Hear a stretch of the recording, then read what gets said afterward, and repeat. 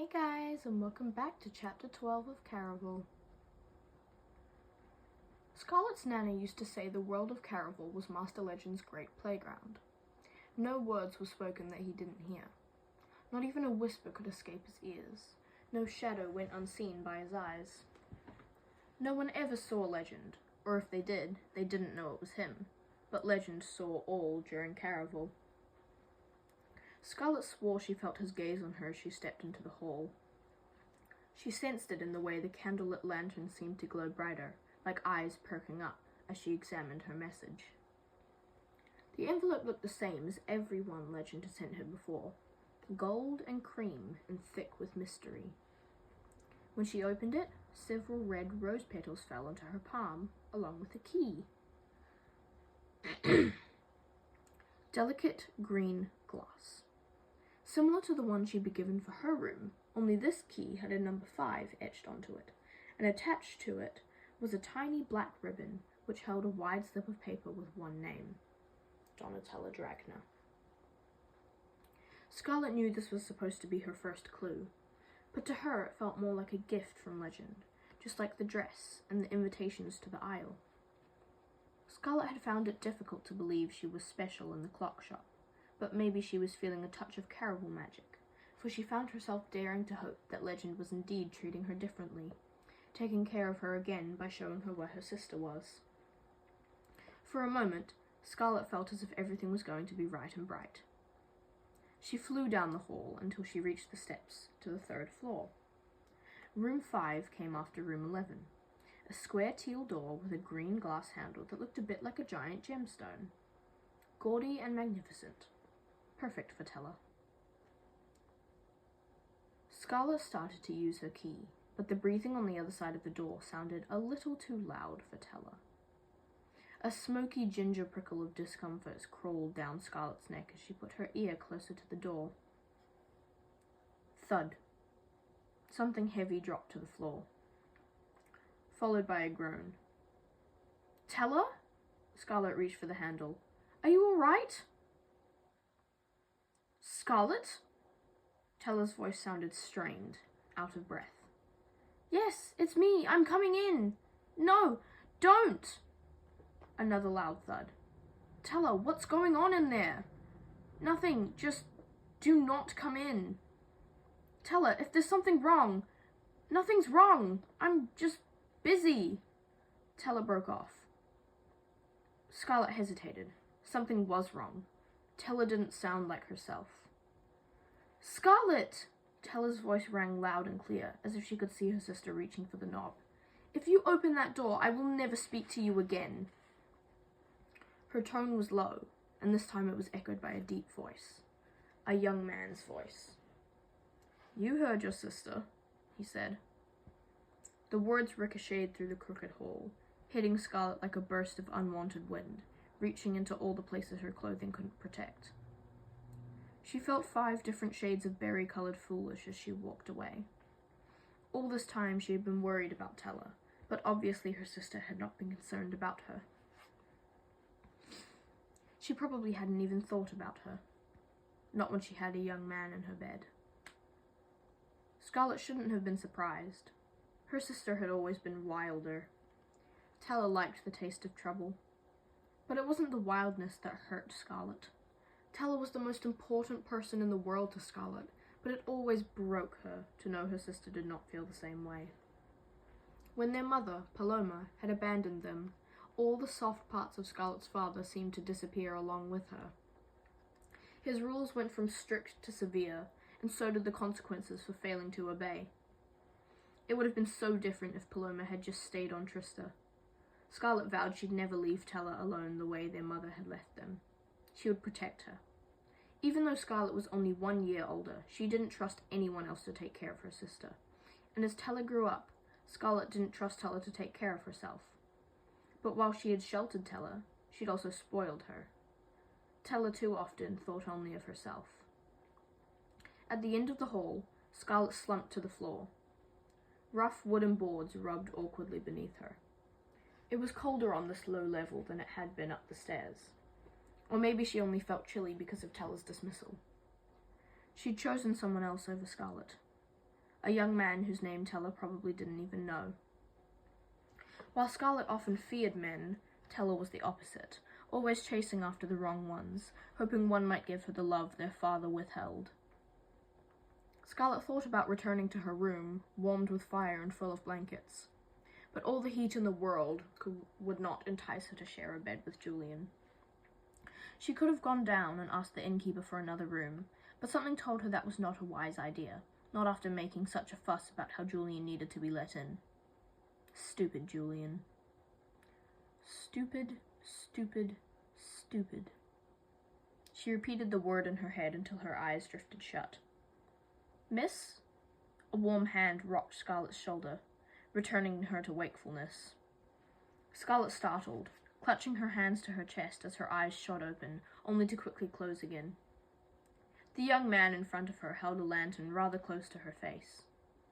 She could feel its warmth licking her cheek, though he stood a safe distance away.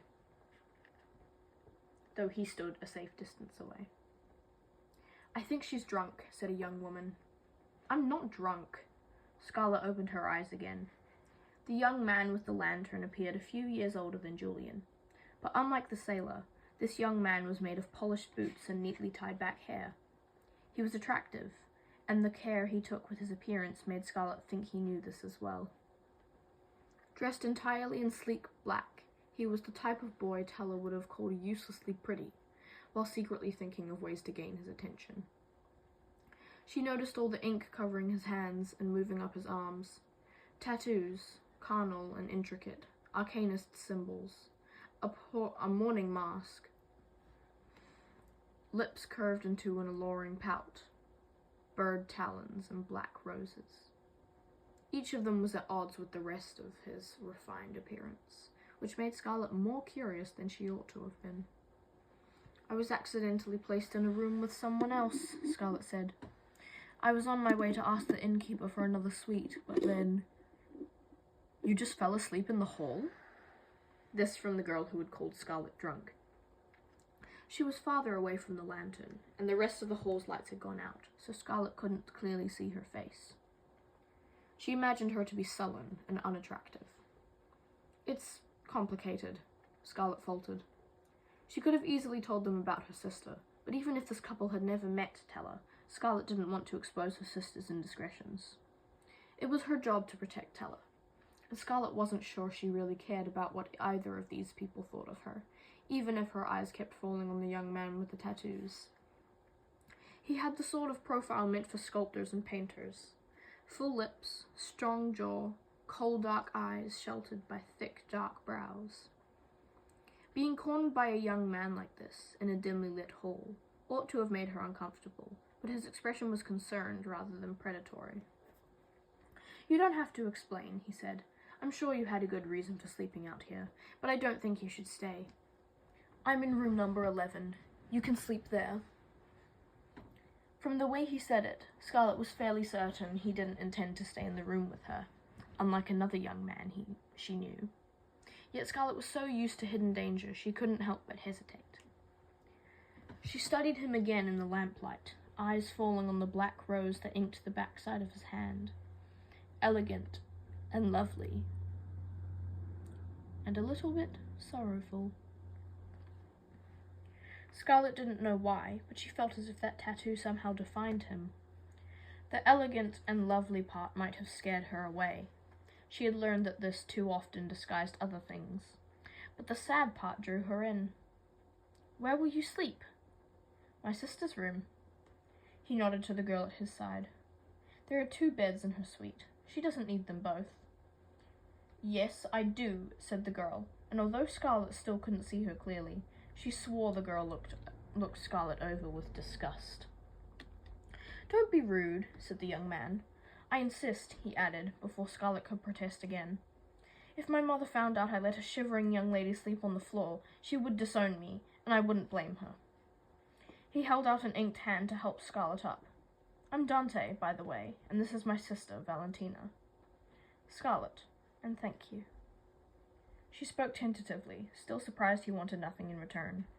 This is very generous of you. I think you're giving me too much credit. Dante held Scarlet's hand a beat longer. Briefly, his dark eyes travelled below her neck, and she swore his cheeks pinked, but he brought his gaze back up before it could make her uncomfortable. I glimpsed you from the tavern earlier, but it looked as if you were with someone else. Oh, Scarlet hesitated. She knew what he was asking, but she couldn't discern if Dante's curiosity was because of the game or something that involved actual interest in her. All she knew was that the steady way Dante gazed at her warmed up the chilly parts of her limbs. She imagined if Julian were in the hall with a pretty girl, he'd not claim Scarlet as his fiancée. So, you'd be free to meet me at nightfall for dinner? He asked. Valentina groaned. Shut it, said Dante. Please ignore my sister. She had too much to drink tonight. It makes her a little more unlikable than usual. I promise if you meet me for dinner, she will not be coming along. He continued to smile at Scarlet, the way Scarlet always hoped a boy would, as if he wasn't just attracted to her, but he wanted to protect and take care of her. Dante's eyes stayed on her, as if he couldn't turn away. The Count will look at me the same way, Scarlet assured herself, for although she wasn't truly involved with Julian, she was still engaged, and behaving otherwise was dangerous. I'm sorry, I can't. It's all right, Dante interrupted quickly. You don't have to explain. He smiled again, wider, but not nearly as sincere. Silently, he walked her to his room before handing her an onyx key. For a tense moment, they both lingered near the door, narrow and pointed. Scarlet feared that despite his word, Dante was going to try go inside with her. But he merely waited for her to make sure the key worked before whispering, "Sleep well." Scarlet started to say goodbye, but she broke off as she entered the room. An oil lamp sat on the short wardrobe, illuminating the mirror above it. Even in the dim, Scarlet's image was clear. Dark hair fell past shoulders barely covered in thin ruffles of gauzy white fabric. She gasped. The evil gown had transformed again, turning sheer and lacy and far too scandalous to be worn in a public hall or while talking to a strange young man. Scarlet slammed the door without finishing her goodbye. No wonder Dante had been unable to take his eyes off her. Scarlet did not dream well. As she slumbered, she dreamed of Legend. She was back in the gilded balcony, wearing little more than an exposed black corset with a red petticoat, and trying to cover up with the curtains. "What are you doing?" Legend swaggered in, sporting his signature blue velvet top hat and a gaze full of wayward intent. "I was just trying to watch the game." Scarlet wrapped herself deeper into the curtains, but Legend pulled her away. His hand was as cold as snow, his youthful face concealed by a shadow. Frost nipped Scarlet's naked shoulders. Legend laughed and wrapped both hands around her waist. "I didn't invite you here to watch, precious." His mouth moved closer to hers, as if he was about to kiss her. "I want you to play the game," he whispered. Then he threw her off the balcony.